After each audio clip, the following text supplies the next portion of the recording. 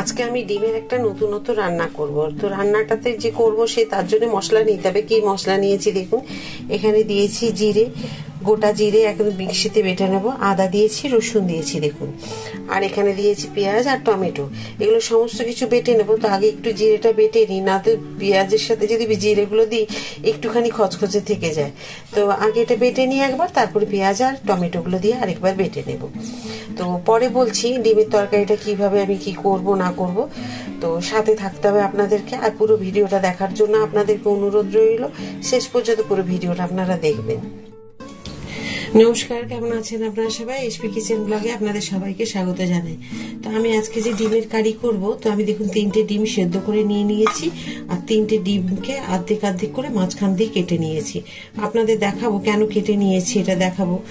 তো আর্ধেক আর্ধেক করে কেটে নিয়েছি, আর এখানে দিয়েছি আদা, রসুন, পেঁয়াজ আর জিরে, আর এখানে আছে হলুদ, কাশ্মীরি লঙ্কার গুঁড়ো, টমেটো বাটা, সমস্ত কিছু একসাথে করে নিয়েছি।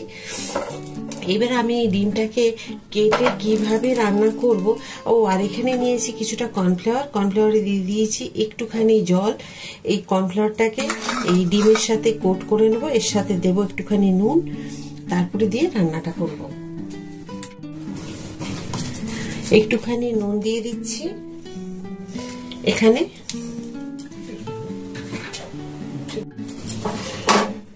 দেখুন ডিমটাকে নিয়ে নিয়েছি কর্নফ্লাওয়ারে, আর এখানে তেল বসিয়ে দিয়েছি, আপনাদের দেখাচ্ছি। এইভাবে ডিমটাকে কোট করে নেব। কোট করে নিয়ে তারপরে এটাকে আমি তেলের মধ্যে দিয়ে ভেজে নেব।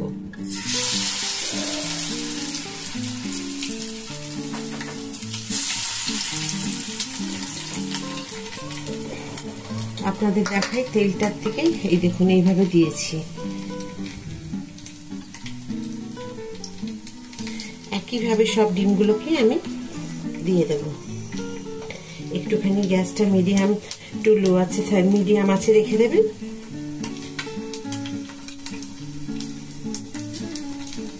এই যে এইভাবে নেবেন, আর ঠিক উল্টো পিঠ করে দিয়ে দেবেন। আবার নেবেন এইভাবে।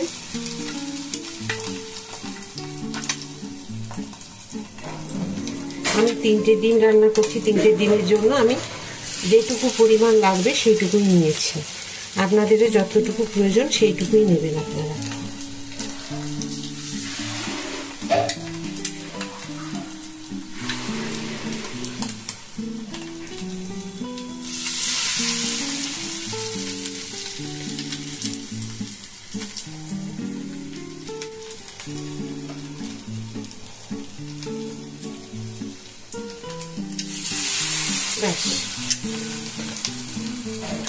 যেটুকু কর্নফ্লাওয়ার বাঁচবে চাইলে আপনি উপর থেকে একটু করে দিয়ে দিতে পারবেন। দেখুন আমি যে বেঁচেছি একটুখানি বেঁচেছে, তো আমি উপর থেকে দিয়ে দিচ্ছি।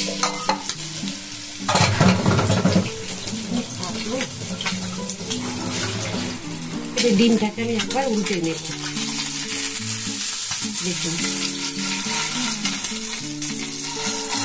জয়েন্ট হয়ে গেলে একটু ছাড়িয়ে নেবেন।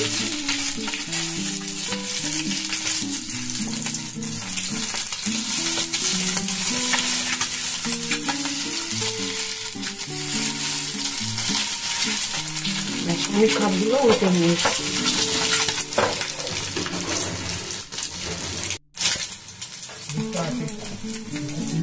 আমার দেখুন ডিমগুলো ভাজা হয়ে যাচ্ছে, এখন আমি এগুলোকে সব তুলে দেবো।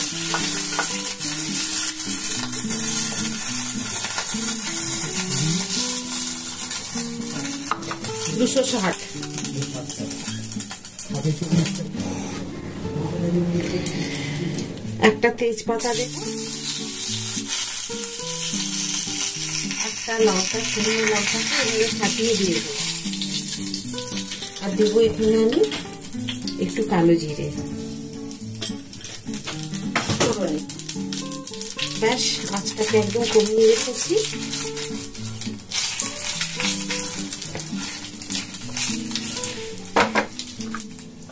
এখানে এবারে দিয়ে দেবো সব বেটে রাখা মশলাগুলো।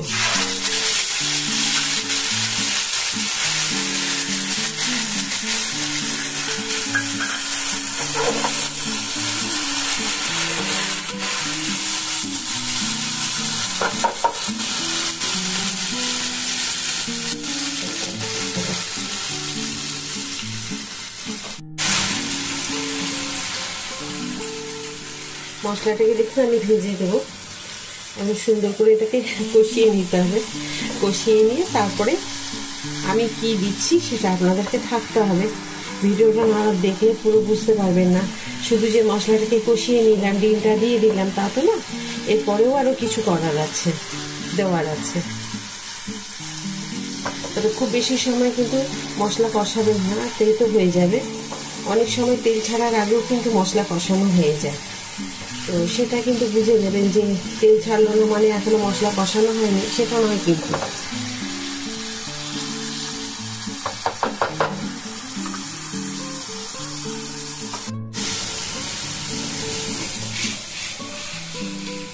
দেখুন পরিমাণ, তরকারির পরিমাণ মতো এইটুকু দিলাম আমি চিনি, আর একটুখানি দেবো এবারে নুন।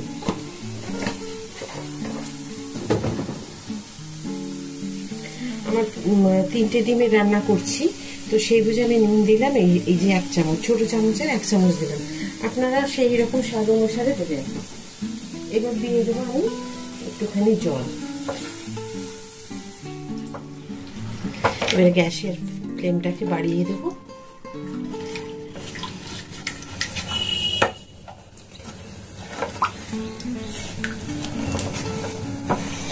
এটা ফুটে উঠলে আমি কিন্তু ডিমগুলোকে দিয়ে দেব। ও আরো দেব আমি কাঁচা লঙ্কা, দিতে ভুলেই গেছি।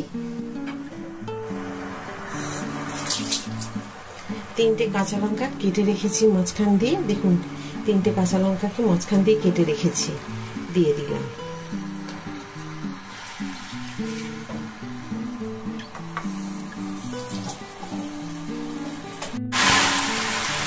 দেখুন এটা কিন্তু ফুটে গেছে। এখন আমি দিয়ে দেবো ডিমগুলোকে এখানে। ব্যাস, এবারে একটুখানি উল্টো পাল্টে নেব, আর গ্যাসটাকে একদম মানে মিডিয়াম ফ্লেমে রাখবো, যাতে না জলটা খুব তাড়াতাড়ি আর শুকিয়ে যায়, কারণ আমি এর থেকে বেশি আর জল দেব না। এবার আমি দেব একটু, দেখুন